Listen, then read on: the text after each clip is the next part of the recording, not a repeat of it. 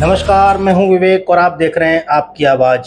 तो आजकल हम लोग तीसरे चरण में होने वाले मतदान पर निगाह बनाए हुए हैं और जानने का प्रयास कर रहे हैं कि जिन सीटों पर तीसरे चरण में मतदान होने जा रहा है उन लोकसभा क्षेत्रों की स्थिति क्या है और क्या है वहां के जातीय समीकरण। स्थानीय मुद्दों पर भी हम लोग करते हैं पड़ताल और उस हिसाब से अनुमान लगाते हैं कि आखिर इस सीट का रुझान क्या होने वाला है।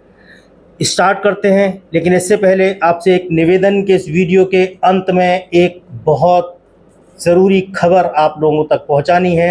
एक वीडियो के माध्यम से उसको हम लोग लास्ट में दिखाएंगे और आपसे बात करेंगे आपके बच्चों के भविष्य को लेकर के। इस वीडियो को अंत तक देखना ना भूलें, अंत तक इस वीडियो को ज़रूर देखें।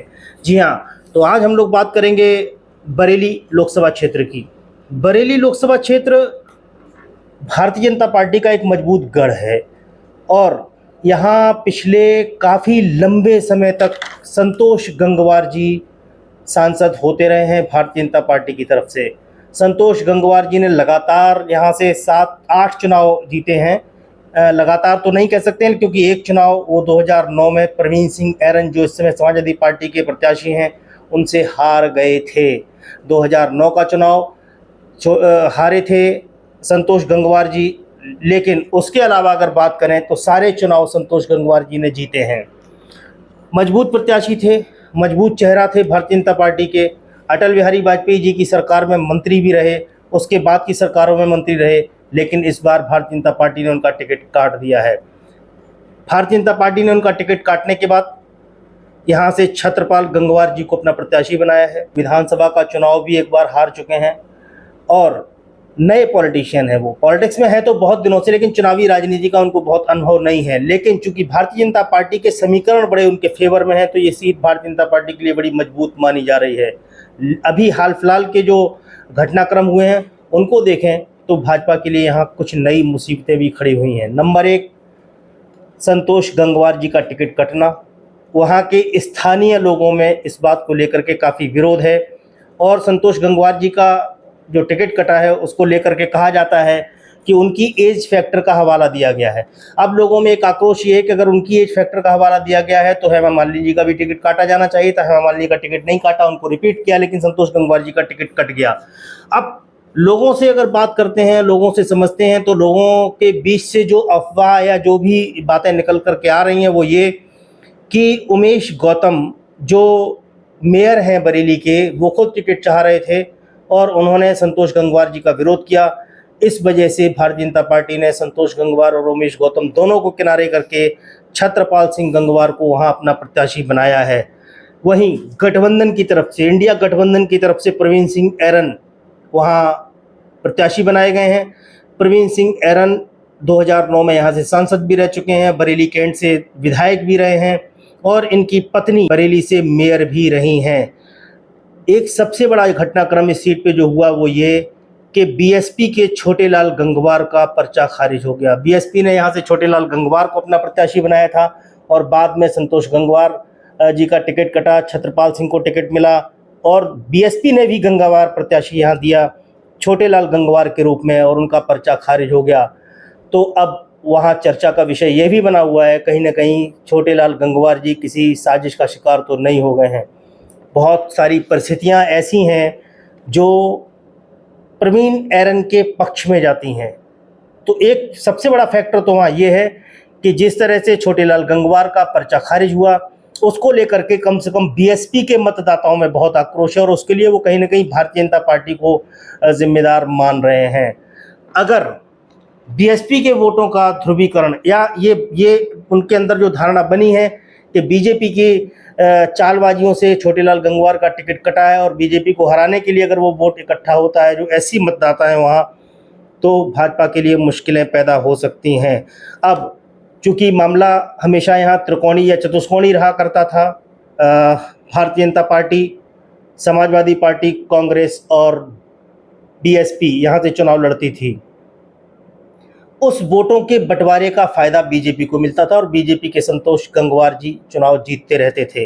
जबकि हकीकत ये है कि जातीय आंकड़ों की अगर बात करें तो यहाँ सबसे ज़्यादा मुस्लिम मतदाता हैं, 6 लाख मुस्लिम मतदाता हैं। आप सोचिए 6 लाख मुस्लिम मतदाता हैं, इनका जो बंटवारा होता था उसका लाभ बीजेपी को मिलता था और बीजेपी के कैंडिडेट यहाँ से हमेशा जीतते रहे हैं। कुर्मी, चूँकि छत्रपाल गंगवार या संतोष गंगवार जी कुर्मी बिरादरी से आते हैं, कुर्मियों का यहाँ 3 लाख वोट है, ब्राह्मण समाज का यहाँ 2.5 लाख वोट है, वैश्य समाज का वोट भी 1.5 लाख है, कायस्थ समाज का वोट भी यहाँ 1.5 लाख है, क्षत्रिय मतदाताओं की संख्या भी अच्छी खासी है, 1 लाख क्षत्रिय मतदाता हैं। और लोधी मतदाता कल्याण सिंह जी को आप लोग जानते हैं, उत्तर प्रदेश के मुख्यमंत्री रहे हैं, बड़े भाजपा के कद्दावर नेता थे और ओबीसी के जो नेताओं में गिनती होती थी, मुलायम सिंह यादव को हमेशा टक्कर देने के लिए कल्याण सिंह उस कद के नेता वहां खड़े हुए। और लोध वोटों पर जिस तरह से यादवों में मुलायम सिंह यादव जी का प्रभाव रहा, इसी तरह से पूरे उत्तर प्रदेश में और ख़ासतौर से इस बेल्ट में लोध वोट काफ़ी है, लोध राजपूत उनकी संख्या काफ़ी है और वो अपना नेता हमेशा कल्याण सिंह जी को मानते रहे और भारतीय जनता पार्टी का परंपरागत वोट रहा है। 1,65,000 लोध मतदाता हैं। विधानसभाओं की अगर बात करें तो मीरगंज, नवाबगंज, बरेली कैंट 5 में से 4 सीटें भारतीय जनता पार्टी जीती है, जबकि भोजीपुर सीट समाजवादी पार्टी ने जीती है। तो 5 विधानसभाओं में से 1 पे भारतीय समाजवादी पार्टी और 4 पे भारतीय जनता पार्टी जीती है। वैसे तो ये परंपरागत भारतीय जनता पार्टी की सीट है, बहुत मजबूत सीट है, लेकिन चूँकि अब चुनाव 1 पर 1 हो गया है, 1 to 1 चुनाव हो गया है, इसमें वोटों का ध्रुवीकरण होने की संभावना है। जो इंडिया अलायंस का वोट है वो एकजुट रहेगा, जो भारतीय जनता पार्टी का वोट है वो भी एकजुट रहेगा। 1 पर 1 जब लड़ाई होती है तो बहुत मुश्किल पैदा हो रही है यहाँ भारतीय जनता पार्टी को, क्योंकि मुस्लिम मतदाताओं का बंटवारा नहीं होगा। जो सबसे ज़्यादा है 6 लाख मुस्लिम मतदाता हैं, वो सीधा का सीधा इंडिया गठबंधन को जाएगा। वहीं अगर बीएसपी के वोट में आक्रोश, जैसा मैंने पहले आपको बताया, हुआ और वो भी अगर कहीं प्रतिशोध पर उतरा कि हमारे कैंडिडेट का पर्चा खारिज हुआ, तो हम इसके लिए दोषी मानते हैं भारतीय जनता पार्टी को। और उसको अगर उन्होंने सबक सिखाने का निर्णय लिया और वो भी अगर शिफ्ट हो गया प्रवीण सिंह ऐरन के साथ, तो प्रवीण सिंह ऐरन इस लड़ाई में काफ़ी आगे हैं। वैश्य मतदाताओं की संख्या भी 1.5 लाख है और प्रवीण सिंह ऐरन खुद में भी वैश्य समुदाय से ही आते हैं। कायस्थों में भी प्रवीण सिंह ऐरन की काफ़ी अच्छी पकड़ है। अब सारा का सारा गणित जो है वो मुस्लिम मतदाताओं पर और अन्य मतदाताओं पर टिका हुआ है। ऐसी यहाँ चूँकि 2 लाख हैं और उसमें अगर एक बड़ा तबका प्रवीण सिंह ऐरन के पक्ष में जाता है तो ये सीट में बहुत बड़ा उलटफेर हो सकता है। और एक सबसे बड़ा कारण और है, संतोष गंगवार जी का टिकट कटना। इस समय बरेली में भारतीय जनता पार्टी के अंदर बहुत उथल पुथल मची हुई है और बंटवारे का फ़ायदा अगर मिला प्रवीण सिंह ऐरन तो उनकी राह इस बार आसान हो सकती है और कुछ भी चौंकाने वाले परिणाम आ सकते हैं। मैं फिर आपसे कह रहा हूं कि भारतीय जनता पार्टी की परंपरागत सीट थी, लेकिन यहां अब परिस्थितियां बदल चुकी हैं, चौंकाने वाले परिणाम होंगे। बहुत इंटरेस्टिंग होगा ये चुनाव देखना। इस चुनाव का रिज़ल्ट बहुत कुछ निर्भर करेगा इस बात पर कि वहाँ 1 पर 1 जब लड़ाई हुई तो वोटों की रेस में कौन आगे निकला। अभी तक जो लग रहा है भारतीय जनता पार्टी को बरेली में बहुत दिनों के बाद एक बड़ा झटका लगने की उम्मीद है। आइए अब बात करते हैं उस वीडियो की जिसकी मैं बात कर रहा था। तो ये वीडियो अभी प्ले करेंगे, उसको आप देखिए और समझिए। अगर आपका बच्चा भी किसी प्राइवेट यूनिवर्सिटी में, बड़ी प्राइवेट यूनिवर्सिटी में, जो एनसीआर एरिया में, ख़ास तौर से नोएडा में बहुत सारी प्राइवेट यूनिवर्सिटीज़ हैं, बड़ी बड़ी यूनिवर्सिटीज़ हैं, आपका बच्चा अगर वहाँ पढ़ रहा है तो उस बच्चे की शैक्षिक योग्यता क्या है, इस वीडियो में देख करके आप समझ सकते हैं। साधारण से प्ले कार्ड लिए हुए हैं और उन प्ले कार्ड्स पर जो लिखा है न तो वो उसको पढ़ पा रहे हैं ठीक से, न उसका उनको मतलब पता है, बस वो एक अजीबोगरीब सियासत का शिकार हैं। कहीं ऐसा तो नहीं कि इन्हीं यूनिवर्सिटीज़ में आपका बच्चा भी पढ़ रहा हो। अगर आपका बच्चा पढ़ रहा है तब आप मान लीजिए वो किसी प्राइवेट यूनिवर्सिटी में नहीं, वो व्हाट्सएप यूनिवर्सिटी का छात्र है जो अपना जीवन बर्बाद कर रहा है। छात्रों को राजनीति में आना चाहिए, लेकिन एक अंधी दौड़ में अगर वो शामिल होते हैं, उनके पास राजनीतिक ज्ञान नहीं है, अगर उनको राजनीति की समझ नहीं है, और सबसे बड़ी चीज़ एक ये है कि अगर वो हिंदी और अंग्रेजी के प्ले कार्ड्स नहीं पढ़ पा रहे हैं, आपका पैसा बर्बाद हो रहा है। आप अपने बच्चे को निश्चित रूप से एक बार जज करिए, ऑब्ज़र्व करिए और संभालिए, वरना देश के आपके साथ साथ इस देश का भविष्य भी गर्त में जा रहा है। क्योंकि अगर आपका बच्चा व्हाट्सएप यूनिवर्सिटी का शिकार हो रहा है फिर कुछ कहा नहीं जा सकता है।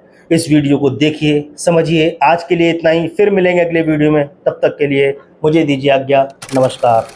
जैसे वेल्थ डिस्ट्रीब्यूशन, सर आगे बात करें। मैनिफेस्टो में अभी प्रॉपर तो हमें जानकारी नहीं है, अभी नहीं पता है, बिल्कुल पता है, बट एग्जैक्ट मोटो ऐसे तो बहुत सारे मोटो, बट कांग्रेस के उस पे ही है हम।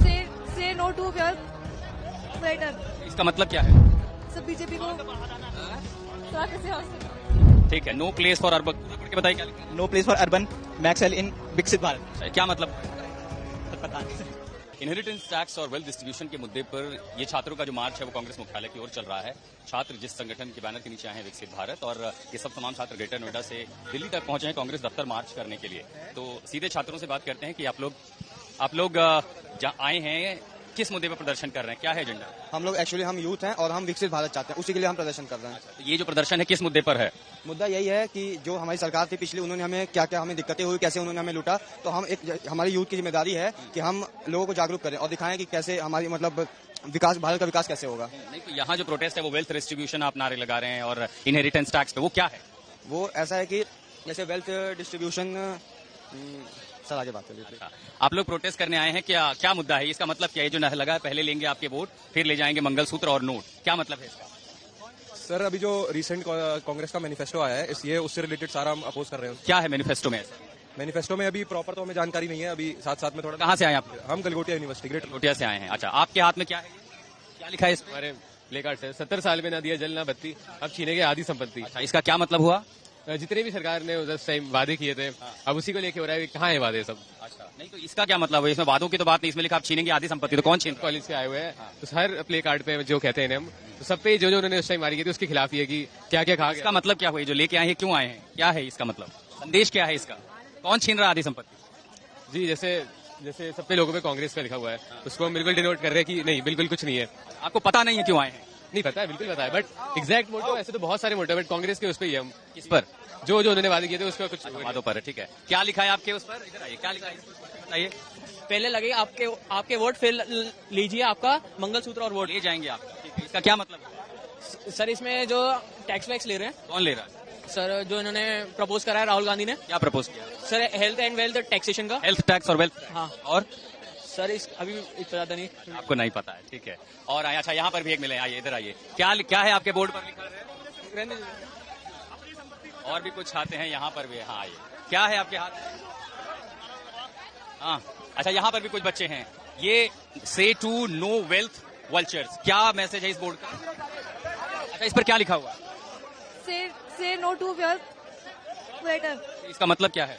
सर यहाँ पे हम कांग्रेस के विरुद्ध लड़ रहे हैं ताकि सर यहाँ पे कांग्रेस के विरुद्ध लड़ रहे हैं ताकि हम जो चीज सबको चाहिए वो मिल सके, क्या? जो सब चीजों की जरूरत होती है। जैसे क्या? अच्छा, ये प्रोटेस्ट किस लिए है? सब बीजेपी को तो किसी और से किसी और से पूछ लेते, ठीक है आइए। अच्छा, इनके पास भी है। क्या लिखा है आपके बोर्ड पे? पढ़ के बताइए क्या लिखा है। माँ बहनों के गहनों पर ना नजर जाड़ो, नजर गड़ाओ, नजर गड़ाओ। हाँ, नारी शक्ति के क्रोध से खौफ। पूरा ठीक है। इसका क्या मतलब है? हाँ जी, तो इसका मतलब है कि आप खौफ ना रखें दिल में अपने, आप सिर्फ सीधा वोट करें। इसका ये जो नारा इस पे लिखा, माँ बहनों के गहनों पर नजर ना गड़ाओ, ये पता है क्यों आए हैं आप? आप बताइए। यहाँ क्यों आए हैं पता है आपको? हम सपोर्ट करना है किसको? बीजेपी को। ये तो कह रहे हैं कि प्रोटेस्ट करने आए कांग्रेस, तो ये मुद्दा क्या है, किस मुद्दे पर आए हैं? देखिए जी, बीजेपी का सीधे सीधा कहना है वो आपको सपोर्ट करें, आपको हर फैसिलिटी प्रोवाइड करेंगे, आपको हर एक चीज करेंगे, लेकिन आप कांग्रेस को वोट ना करें क्योंकि वो सिर्फ बहकावा दे रहे हैं। Vote for. अच्छा ठीक है, वोट फॉर। क्या लिखा है आपके? मैंने लिखा 70 साल में ना दिया जल न बत्ती, अब छिनेगी आधी संपत्ति। इसका क्या मतलब? मतलब क्या है हमारा ये है कि जो बोलने वाले हमको उनको नहीं लेके आना, जो काम करने वाले, जो देश, इसका मतलब क्या है जो आपका लेके आए हैं तख्ती मार्च में, इस क्या संदेश क्या है? जो 70 साल में कांग्रेस ने जो नहीं दिया वो मोदी सरकार ने अपने जो भी 10 साल 15 साल के अपने ये कार्य आप छीनेंगे आधी संपत्ति, कौन छीन रहा है? राहुल गांधी छीन रहे हैं। कहाँ बोला है ऐसा? कहाँ? वो केवल बोलते हैं, उनका अभी तक जहाँ भी देखा मैंने केवल वो बोलते ये हैं। जो 4 लाइनें, इसका मतलब क्या है? इसका मतलब यही है कि हम लोग लोगों को ऐसा बता रहे हैं कि आप जो देश में काम कर रहे हैं आप उनको लेकर, जो 70 साल में आज तक कुछ नहीं करा है, जो आगे काम कर रहे हैं आप उनको लेके आओ। अच्छा, पीछे भी बहुत सारे छात्र आए हैं, जरा खोलिए इसको। अरे पोस्टर तो खोलिए, लेके आए हैं। ठीक है, नो प्लेस फॉर अर्बन, पूरा पढ़ के बताइए क्या लिखा है। नो प्लेस फॉर अर्बन मैक्सेल इन विकसित भारत। अच्छा, क्या मतलब? पता नहीं। ये छात्र हैं, ग्रेटर नोएडा के अलग अलग कॉलेज से आए हैं, कांग्रेस के खिलाफ प्रदर्शन कर रहे हैं। किस मुद्दे पर आए हैं, कितनी समझ है, क्या कहा, ये सब आपने देखा है। नई दिल्ली से सुनिए।